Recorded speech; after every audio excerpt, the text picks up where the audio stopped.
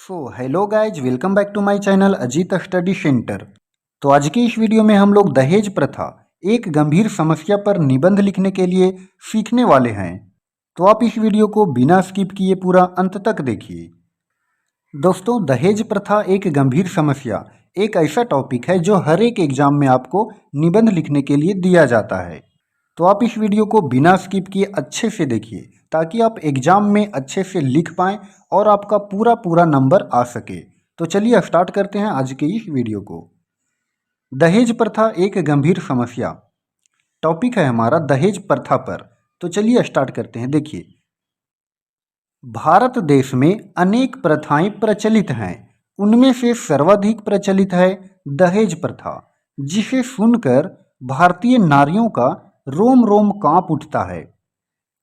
लड़की की शादी के समय लड़का पक्ष द्वारा मांगा जाने वाला हर एक उपहार दहेज है। दहेज प्रथा आज इतना भयावह हो गया है कि इसने हमारी भावनाओं का गला ही घोंट दिया है।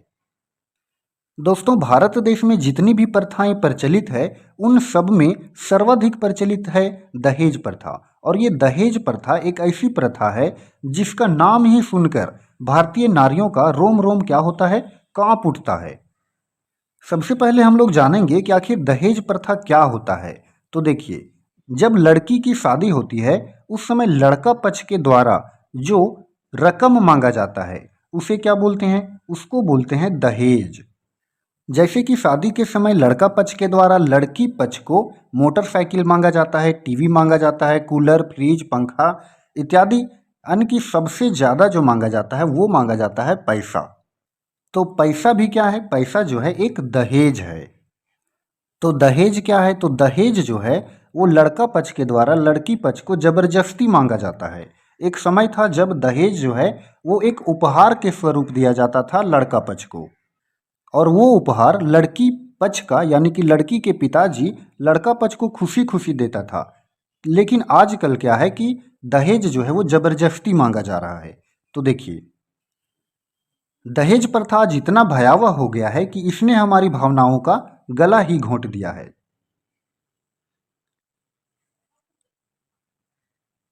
आगे देखते हैं हम लोग। पुत्री के जन्म लेते ही पिता भावी संकट का अनुमान करने लगता है तथा पेट काट कर अपनी आमदनी का पाई पाई जोड़कर बैंक में जमा करने लग जाता है।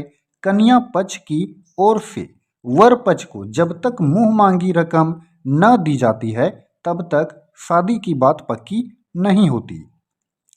दहेज लोभी वर पक्ष वाले का मन इतने से नहीं भरता है और आए दिन दहेज उत्पीड़न के तहत वधुओं को जलाए जाने की घटना आम हो गई है।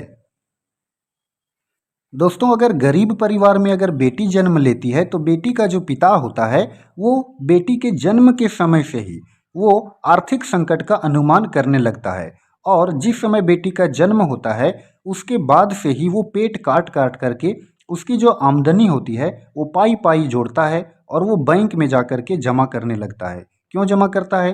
ताकि वो अपनी बेटी की शादी एक अच्छे घर में कर सके, दहेज के कारण उसकी बेटी जलाई ना जा सके। कन्या पक्ष की ओर से वर पक्ष को जब तक मुंहमांगी रकम नहीं मिलती है तब तक शादी की बात पक्की नहीं होती है। और देखिए, दहेज लोभी वर पक्ष वाले का मन इतना से ही नहीं भरता है और आए दिन दहेज उत्पीड़न के तहत वधुओं को जला देते हैं लोग। और ये घटना जो है आजकल आम हो गई है। काफ़ी जगह पर हम लोग देखते हैं, टीवी में देखते हैं, रेडियो में सुनते हैं, अखबार में पढ़ते हैं कि दहेज उत्पीड़न के कारण इस महिला की हत्या की गई, शव कुएं में डाल दिया गया या तो इसे जिंदा जला दिया गया।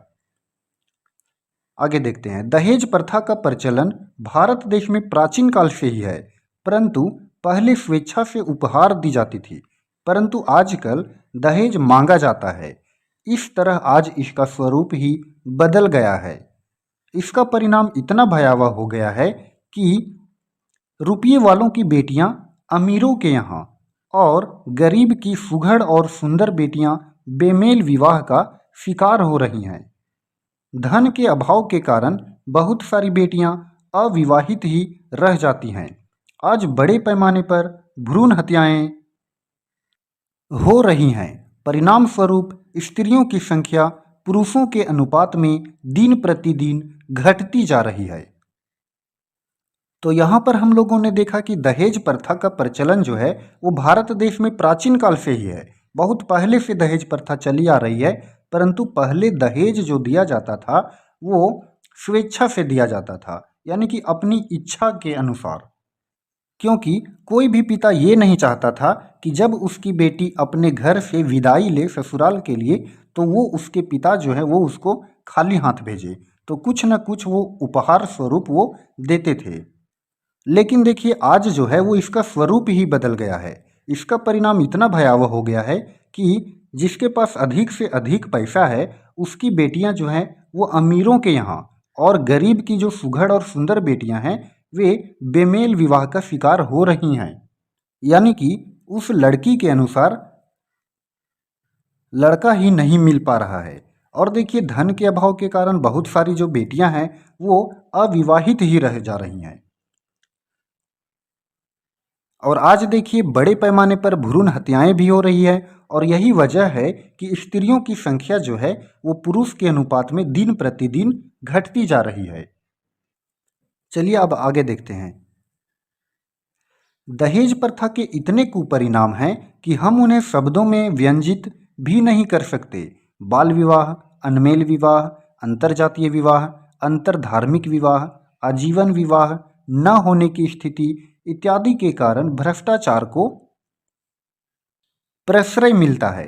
दहेज से प्रताड़ित महिला ही होती है, पर यह दुर्भाग्य ही कहा जा सकता है कि दहेज से प्रताड़ित महिला ही सास बनते अपने वधू पर अत्याचार करती है।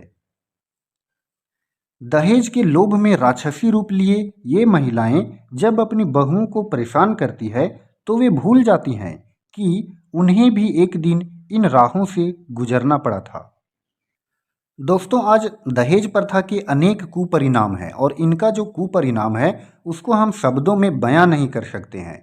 देखिए इसके कारण देखिए बाल विवाह, अनमेल विवाह, अंतरजातीय विवाह, अंतरधार्मिक विवाह, आजीवन विवाह न होने की स्थिति इत्यादि के कारण जो है वो भ्रष्टाचार को प्रश्रय मिल रहा है, यानी कि भ्रष्टाचार को बढ़ावा मिल रहा है। भ्रष्टाचार दिनों दिन जो है वो बढ़ते जा रहा है। दहेज से जो प्रताड़ित महिला होती है वो एक महिला ही होती है जो आगे चल करके एक सास बनती है, और वो सास जो है वो अपनी बहू पर अत्याचार करती है और बदले में दहेज मांगती है। सास के साथ साथ दहेज मांगने वाले जो होते हैं वो और भी कई लोग होते हैं, जैसे कि उसका ससुर, उसका हस्बैंड, उसका देवर, और भी कई लोग होते हैं जो बहू को ससुराल में प्रताड़ित करते हैं और उनसे ये कहते हैं कि दहेज मांगो घर में। और जब मुँह मांगा दहेज नहीं मिलता है तो बहू को प्रताड़ित करते हैं और फिर लास्टली वे लोग उसे जिंदा जला देते हैं। चलिए आगे हम लोग देखते हैं। साहित्यकारों और कलाकारों ने इस पर कलम चलाकर, फिल्म बनाकर दहेज प्रथा की अनगिनत बुराइयों के नाम गिनाकर अपना काम कर गुजारा है। इस कुप्रथा को रोकने के लिए लड़कियों को भी आत्मनिर्भर बनना चाहिए ताकि विपदा आने पर चुनौतियों का सामना वे खुद कर सके। प्रेम विवाह को बढ़ावा देनी चाहिए। दहेज विरोधी कानून तो अनेकों बने हैं पर उनका परिणाम शून्य रहा। फलतः देश के युवक को नारा लगाना चाहिए, दुल्हन ही दहेज है। दोस्तों कई साहित्यकारों ने दहेज प्रथा की बुराई के बारे में लिखा और लोगों तक पहुंचाया। कई कलाकारों ने अपना फिल्म बना करके लोगों तक पहुंचाने का प्रयास किया, यानी कि समाज में मैसेज देने का प्रयास किया कि दहेज हमारे लिए कितना बुरी चीज़ है। दहेज प्रथा को अगर रोकना है तो इसके लिए लड़कियों को हमें शिक्षित करना पड़ेगा और उन्हें आत्मनिर्भर बनाना पड़ेगा, ताकि अगर उनके साथ कोई विपत्ति आती है तो वे उसका चुनौती का सामना वे खुद कर सकते हैं।